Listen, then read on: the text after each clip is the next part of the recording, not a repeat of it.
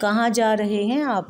وہ جو ابھی روم سے نکلتا مورو سے ملنے کے ارادے سے باہر کی جانب بڑھا تھا، اچانک سے راہداری میں اپنی جانب آتے زارون خان کو دیکھتے ہوئے وہ رکتے سوالیہ انداز میں ابرو اچکا گیا اس کے سوال پر۔ کیوں، خیریت تو ہے سب؟ میں ریشمے سے ملنے جا رہا ہوں۔ وہ رکتا اس کی جانب دیکھ کر پری کو کندھے سے لگاتے بولا، خیریت ہے، چلے میں بھی ساتھ چلتا ہوں۔ سر ہلاتے وہ پری کو اس سے لیتے اپنے سامنے کرتے دیکھنے لگا، جو پٹر پٹر اپنے سامنے کسی اجنبی کو یوں دیکھتے ہوئے منہ کھولے ہاتھوں کی مٹھیوں کو بھینچتے اس کے سینے اور بالوں پر وار کر رہی تھی۔ اسفند مسکراتے اس کی گال پر بوسہ دیتے اسے اپنے ساتھ لگا گیا کہ پری نے احتجاج کرتے رونا شروع کر دیا۔ اسے کیا ہوا؟ اسفند یار اچانک اس کے گلا پھاڑ کر رونے پر حیران ہوا تھا، جبکہ زارون اسے گود میں بھرتا کندھے اچکا گیا۔ وہ واقعی نہیں جانتا تھا کہ اسے ہوا کیا ہے۔ ابھی تو وہ خوش تھی۔ لگتا ہے تیری شکل پسند نہیں آئی، وہ چلتا ہوا اپنی بیٹی کو ساتھ لگاتے ہنستے ہوئے بولا، مگر پری ہنوز روئے جا رہی تھی۔ شاید وہ ڈر چکی تھی، جبھی زارون کے لیے چپ کرانا مشکل ہو رہا تھا۔ لگتا ہے اسے تمہاری شکل بھی کچھ خاص پسند نہیں آئی۔ وہ سر جھٹکتے پری کے رونے سے سرخ ہوتے چہرے کو تو زارون دانت پیستے اسفند یار کو گھورنے لگا۔ پری میری جان، کیا ہوا ہے میرے بیبی کو؟ وہ جو چینج کرتے ڈارک بلو شارٹ گھٹنوں تک جاتے سفید موتیوں سے لبریک پوشاک پہنے خود پر اوڑھی کالی چادر سے اپنے شانوں کو ڈھانپتے اندر آ رہی تھی، اچانک سے پری کے رونے کی آواز پر مڑتے ہوئے اس کی جانب آئی تھی اور اچکتے ہوئے بنا زارون کی جانب دیکھے وہ پری کو اٹھائے چومنے لگی۔ سہائے، کیسی ہے میری بہن؟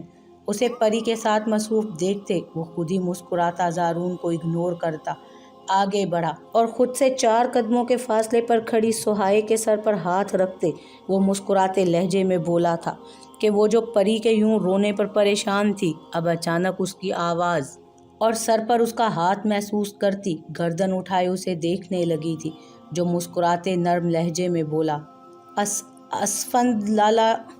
وہ حیرت سے پھٹی آنکھوں سے اپنے سامنے کھڑے اس سانولی مگر پرکشش نقوش کے مالک مردانہ وجاہت سے کھڑے اسفند کو یوں سالوں بعد دیکھتے لڑکھڑاتی زبان میں بولی تھی۔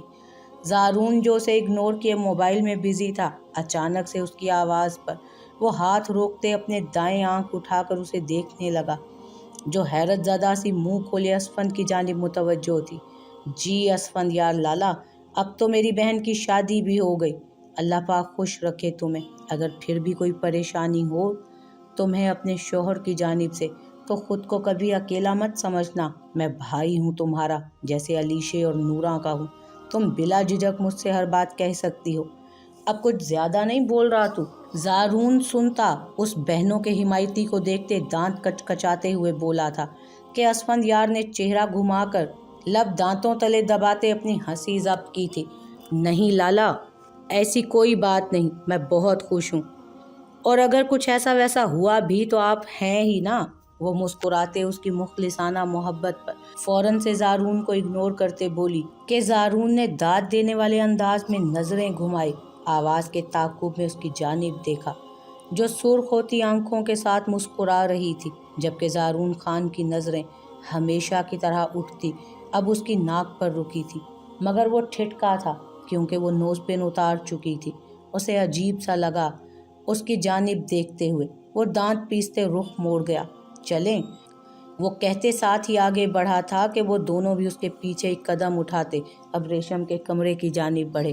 مار دیا ظالموں نے، میری آزادی ہضم نہیں ہوتی کسی سے، جو یوں ظلم کرتے یہاں اس جنگل بیابان میں مجھے بھیج دیا۔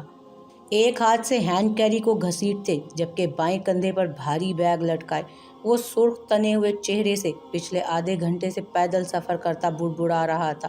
کبھی کبھی اس ڈرائیور کو بھی گالیوں سے نوازتا جس نے بے دردی سے اس معصوم کو دھکے دیتے ہوئے بس سے نکالا تھا۔ کیا تھا کہ اگر اس نے لڑکیوں کو دیکھتے ہوئے سیٹی بجا دی تھی تو، اور ساتھ ہی ایک آدھ انگلش سانگ بھی گنگنا دیا تھا کہ اچھی خاصی ویلیو بن جائے سب کے سامنے کہ لڑکا باہر سے آیا ہے، مگر اسے کیا معلوم تھا کہ سب کچھ الٹا اس کے گلے ہی پڑ جائے گا۔ وہ لڑکیاں تو کیا اس کی جانب دیکھتیں، البتہ بس کنڈکٹر نے ضرور دیکھا تھا और बिना उस मासूम की सुने उसे धक्के देते बस से बाहर निकाला था। अब वो पता पूछते ख्वार होते आ रहा था।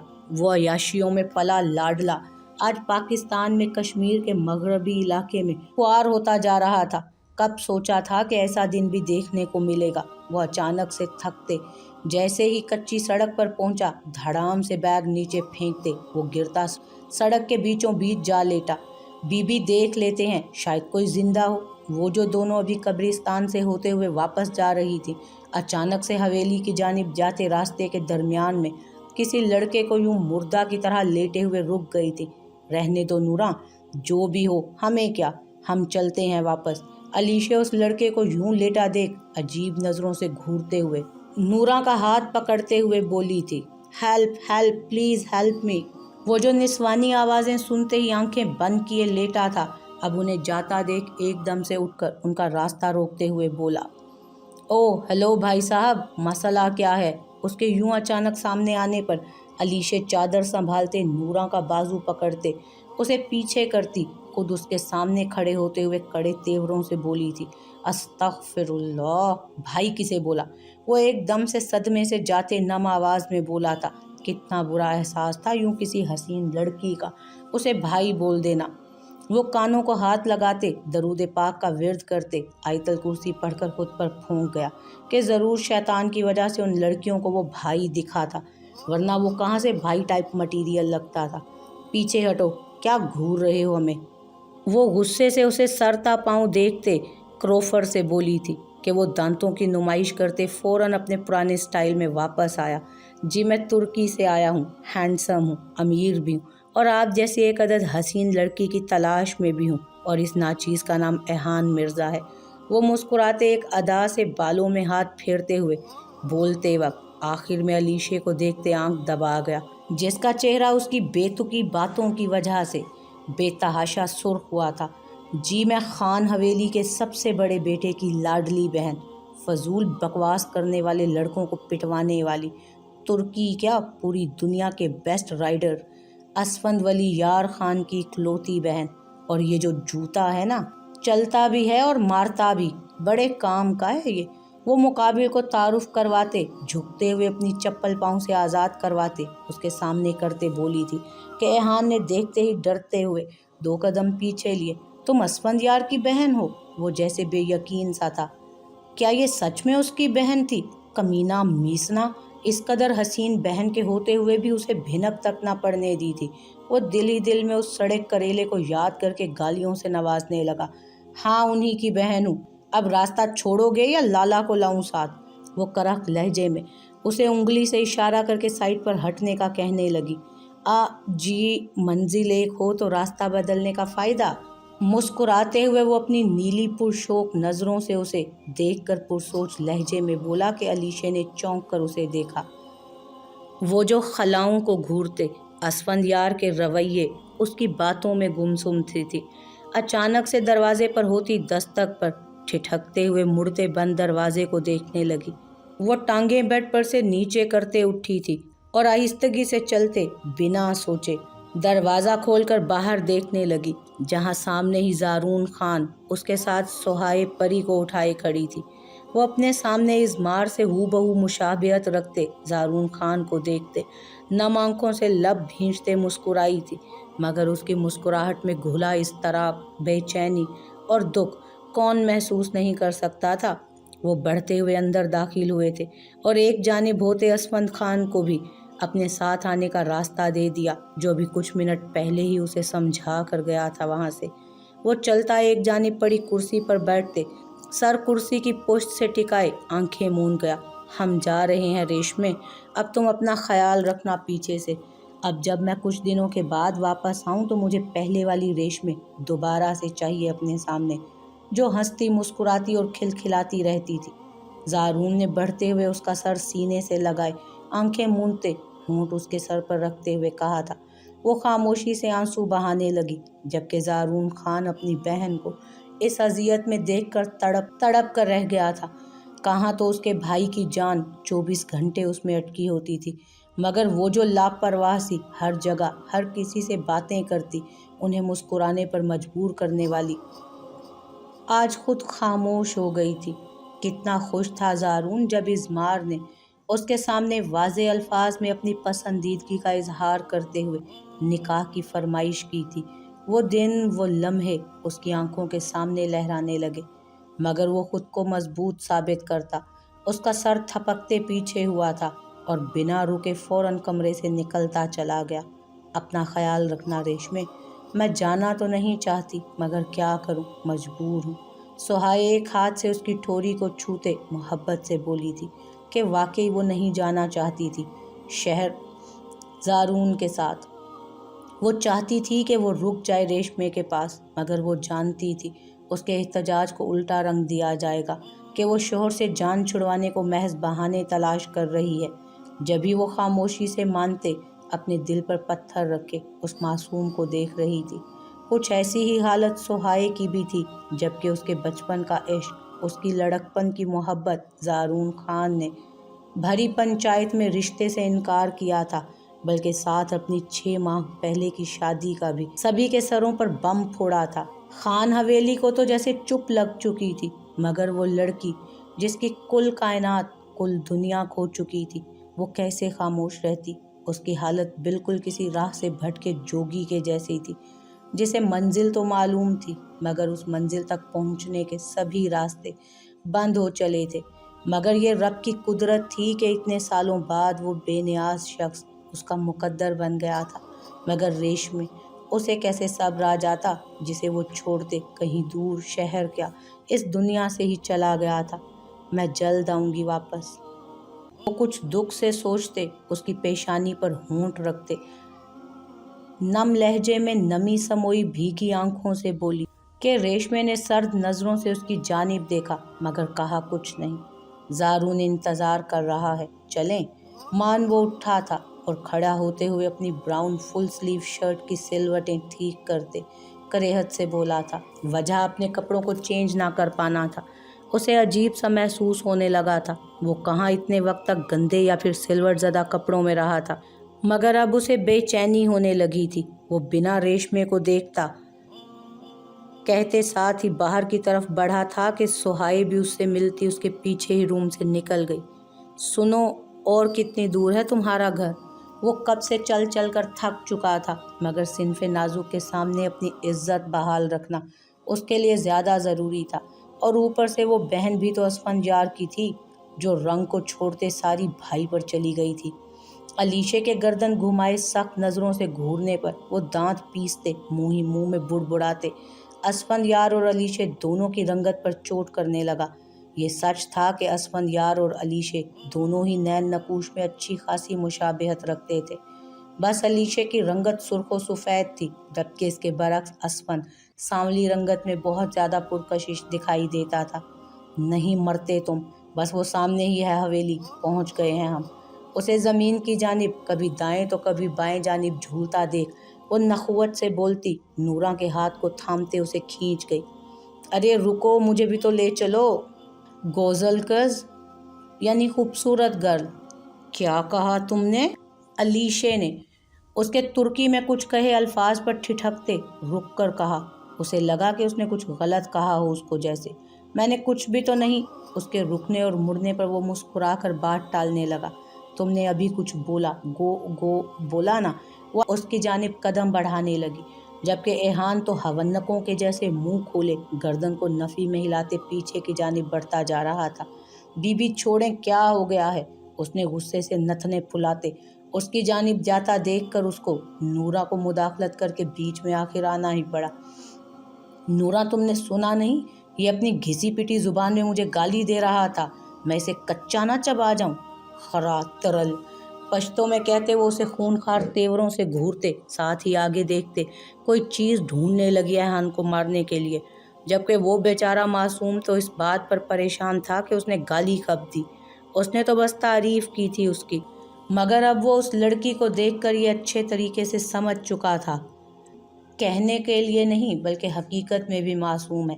اور تم نے بھی تو مجھے جانے کیا کیا کہا ہے، اور اگر چاہو تو اپنے بھائی سے اس کا مطلب پوچھ لینا۔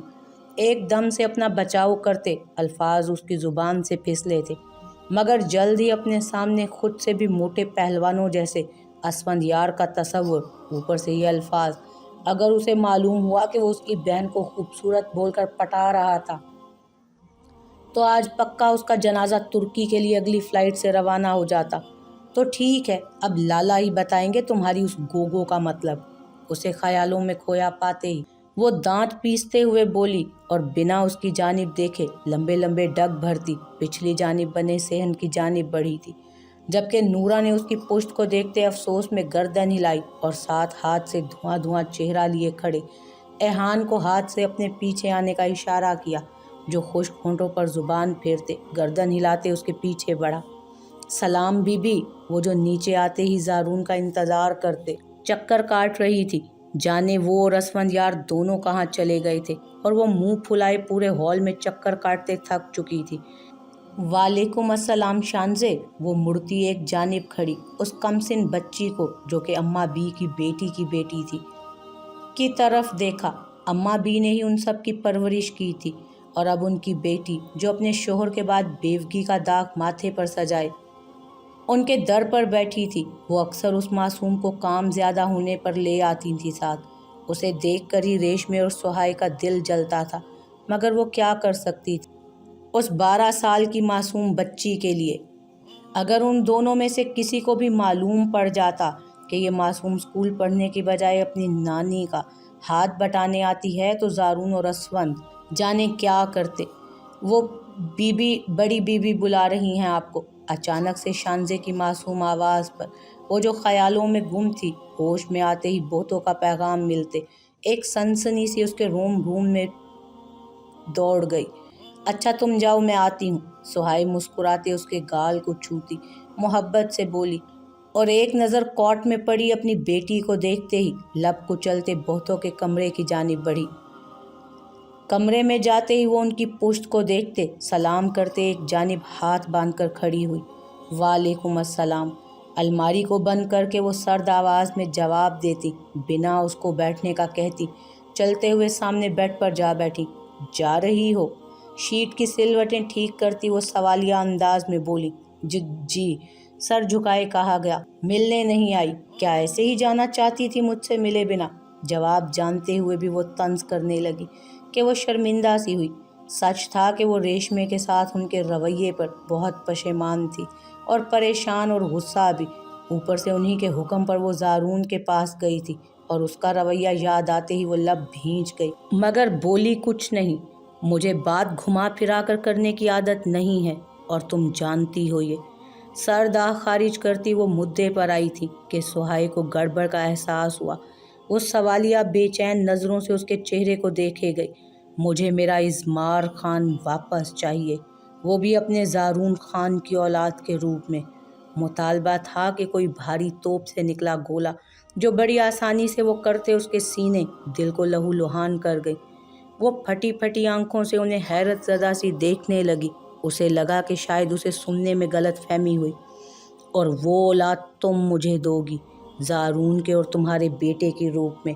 और जब तुम और ज़ारून इस हवेली में वापस आओगे ना, तो तुम्हारे इस वजूद में एक और वजूद भी सांसें लेता हुआ हो। वो एक एक लफ्ज़ पर जोर देते उसके सफ़ेद पड़ते चेहरे को देखते पुरसकून अंदाज में बोली, जो कि अभी तक हैरत में डूबी समझने से कासिर थी। तुम्हें और ज़ारून को देखते कोई भी अंदाज़ा लगा सकता है कि तुम दोनों का रिश्ता किस डगर पर चल रहा है। सुहाए, बीवियां तो जाने क्या क्या करती हैं अपने शोहरों को रागिब करने के लिए खुद की तरफ, उनकी तवज्जो और मोहब्बत पाने को। अब ये तुम पर है कि कैसे तुम ज़ारून खान के दिल में घर करोगी, क्योंकि अगर ऐसा ना हुआ तो मेरे कहर का सामना करने को तैयार रहना। उसके सामने आते ही वो पुख्ता लहजे में बोलते कमरे से बाहर निकली थी, जबकि पीछे सुहाई के कदम डगमगाए थे। उसके लिए ये सब बिल्कुल किसी ऐसे मुगास से कम नहीं था जिसका फैसला जानते हुए भी वो उस पर निकलने वाली थी। क्या इतना आसान होता है बीवियों के लिए अपने शोहरों को असीर करना? क्या वो ज़ारून खान को असीर कर पाएगी? वो फर्श पे गिरती अपनी सोचों में गुम थी कि जाने अब क्या होने वाला था उसकी ज़िंदगी में। दाजान, ये सब क्या हो रहा है? सब लोग बातें बना रहे हैं कि खान अपनी रिवायात को पलट रहे हैं। हमने ये सब कुछ तो नहीं सोचा था। आपने फैसला क्यों नहीं लिया? पंचायत के बर्खास्त होते ही वो सब दादा जान के कमरे में जमा थे, जबकि खावर खान जले पैर की बिल्ली बने चक्कर पे चक्कर काटते अपने दिल की भड़ास निकालने में मशगूल थे। आराम करो खावर, जल्दबाजी का काम शैतान का है। अगर दाजान ने कोई फैसला नहीं किया तो ज़रूर उनकी कोई मसलहत होगी इसमें। फरीद खान ने दाजान के बुझे चेहरे को देखकर खावर खान को समझाया, जो भरी महफिल में अपनी होती हुई बेइज्जती पर ही धुआं धुआं चेहरे से खुद को काबू कर रहे थे। खावर ठीक कह रहा है दाजान, आपको ज़रूर कोई ना कोई फ़ैसला लेना होगा। अब की बार दिलावर खान भी बोले थे कि फैज़ान खान के चेहरे पर शातिराना मुस्कुराहट रक्स करने लगी। कहीं ऐसा तो नहीं कि आपने इरादा बदल लिया है दाजान? उन्हें हनूस खामोश पाकर अब की बार खावर खान उनके हाथ पर हाथ रखते पूछने लगे। उन्होंने ज़ख्मी नज़रों से उसकी जानिब देखा। क्या क्या ना सोचा था कि उनका असफंद यार वापस आएगा तो सब कुछ भूल चुका होगा और उनके साथ उनका बाजू बनेगा, मगर उन्हें क्या मालूम था कि कुछ ज़ख्म ताउम्र नहीं भरते, बल्कि वो नासूर बनते रूह में पैवस्त हो जाते हैं। फैसला होगा, मगर अभी नहीं, कुछ दिन के बाद। इस बार फैसला ये होगा कि रेशमे को इस हवेली और इस गांव से ही दरबदर कर दिया जाएगा। वो यहाँ नहीं रह सकती अब। उसके रहने के लिए हमने ऐसी जगह ढूंढी है जहाँ असफंद वली यार ताउम्र भी सर पटकता रहेगा तब भी नहीं पहुँच पाएगा। मगर अभी तुम सब खामोश रहोगे। ये सब कब कैसे होना है इसका फैसला मैं करूँगा। वो एक आज़म से बेलचक मजबूत लहजे में तने आसाब से बोले थे कि सबने सुनते ही पुरसकून अंदाज में सर हिला दिया। कहाँ थीं आप? वो जो गुस्से से तनफन करते लाल भभूका चेहरा लिए अंदर बढ़ी थी, अचानक अपने सामने खड़े अपने लाला की गंभीर आवाज़ पर किए सवाल पर चौंक कर रह गई। वो लाला नूरा के साथ मैं गई थी बाग में। थूक निगलते वो नज़रें चुराते आगे पीछे देखते बोली, कितना मुश्किल हो रहा था खुद से अजीज़ इंसान से यूं झूठ बोलना। आप अपने लाला को भी बता देती, आपके साथ मैं भी हो आता अपने इज़मार के पास से। वो बिना उसके झूठ का बुरा मनाए आगे बढ़कर उसके चेहरे को हाथों में थामते मोहब्बत और अकीदत से उसकी पेशानी चूमते बोला कि अलीशे लबों तले ज़ुबान दबा गई। जाने वो क्यों भूल जाती थी कि वो इस दुनिया से चाहे जितने मर्जी झूठ बोल ले, अपने लाला से वो कैसे झूठ बोल सकती थी। वो उसकी रग रग से वाकफियत रखता था। उसे ये भी मालूम ना था कि उसके हवेली से निकलने से लेकर इज़मार की कब्र तक जाने और वापसी तक के सारे सफ़र में वो उसकी नज़रों के हिसार में थी। वो जानता था अपनी बहन की हिफाजत करना। यूं ही तो दियारे गैर में 24 घंटे उसकी हर आती जाती सांस पर नज़र रखे हुए था कि कहीं कोई आंच ना पहुंच जाए उसकी बेटी को। लाला सॉरी ना, आपको फिर से पता चल गया। वो मुंह बनाते नाक चढ़ा गई कि उसकी बचपन की इस हरकत पर वो माशाल्लाह कहते हुए फिर उसे अपने हिसार में ले गया कि मुबादा उसकी शहजादी को कोई बुरी नज़र न लग जाए। अच्छा लाला, एक लड़का मिला था, कह रहा था कि तुर्की से आया है। मान वो याद आने पर एहान का सोचते उसे बताने लगी, जो ऐसे बन गया था कि जैसे अभी ही उसका जिक्र सुना हो या फिर सिरे से अनजान था उसकी आमद पर। अच्छा मेरा बच्चा, आप जाओ अपने रूम में, और एक बात, किसी से भी फालतू बात मत करना। अगर कोई कुछ भी कहे तो तुम मुझे बताओगी। Is it clear? वो हिदायत देते उसके चेहरे पर आते बालों को कान के पीछे करते बोला, और वो ज़ोर ज़ोर से सर हिलाकर चल दी। भागते हुए सीढ़ियाँ चढ़ने लगी थी वो, जबकि असफंद वली यार की मुस्कुराती नज़रों ने दूर तक उसकी पुश्त को देखा था, मगर अचानक ही उसके चेहरे के तासुरात बदले थे। वो चलता हुआ दरवाजे की जानिब गया और नूरा के सर पर हाथ रखते उसे अंदर की जानिब जाने का इशारा किया, जो सर हिलाती अंदर बढ़ गई। असफंद, मेरे यार, मेरे दिलदार। अपनी 25 साला ज़िंदगी में होश संभालते ही उसे 10 साल हो गए थे असफंद को जानते, और ये पहली बार था कि वो उसे तमीज़ से असफंद के साथ साथ 2 और चीज़ों का इजाफा कर गया था, जबकि असफंद उसके इस कदर मोहब्बत और प्यार पर आईब्रो उचकाते बेजार सा उसे सरता पाँव घूरने लगा। जिसके गंदे होते कपड़े, बिखरे बालों से वो कहीं से भी तुर्की का नहीं लग रहा था। असफंद उसे इशारा करते आगे बढ़ा था, जबकि वो उसके रूखे फीके से अंदाज पर अपनी खुली बाहें देखने लगा, और फिर खुद से दूर तेजी से ओझल होते असफंद की पुश्त को देखते बुड़बुड़ाया, بیگس کو وہیں پر در بدر چھوڑتے اس نواب کے پیچھے بڑھا سانڈ۔ ایک اور نئے نام سے وہ اس کو اب نواز گیا تھا۔